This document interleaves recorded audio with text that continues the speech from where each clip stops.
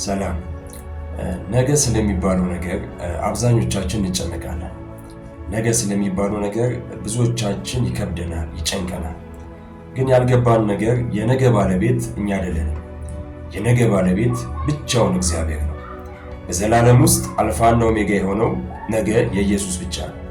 ስለዚህ ስለማናውቀው ነገር ብዙዎቻችን እንጨነቃለን። ነገ ስለሚባለው ነገር እንፈራለን። እግዚአብሔር አምላክ ግን ነገ ከሚባለው በላይ ነው። ክብር ለኢየሱስ ይሁን። ለዛ ነው የእግዚአብሔር ቃል አንደኛ ጴጥሮስ ምዕራፍ 5 ላይ እንደዚህ ይላል፣ እርሱ ስለ እናንተ ያስባልና የሚያስጨንቃችሁን ሁሉ በእርሱ ላይ ጣሉት። አስባችሁታል? እርሱ ስለ እናንተ ያስባልና። የዘላለም አምላክ ሰማይና ምድር የፈጠረው ስለ እኔ፣ ስለ አንተ፣ ስለ አንቺ ያስባልና። ክብር ለኢየሱስ ይሁን። የሚያስጨንቃችሁን ሁሉ ጠዋት ያስጨነቀን፣ ከሰዓት ያስጨነቀን በማን ላይ ጣሉት? በእግዚአብሔር ላይ ጣሉት። ዛሬ በዚህ ቃል ልትባረኩ ጸልያለሁ። ምክንያቱም ከጨነቀን በላይ ካስፈራን በላይ ስለኛ የሚያስብ ጌታ ስላለ።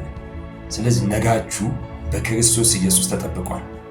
ለእግዚአብሔር ክብር ስጡ፣ ለእግዚአብሔር ምስጋና ስጡ። ለምን? እርሱ ስለ እናንተ ስለሚያስብ። ተባረኩ።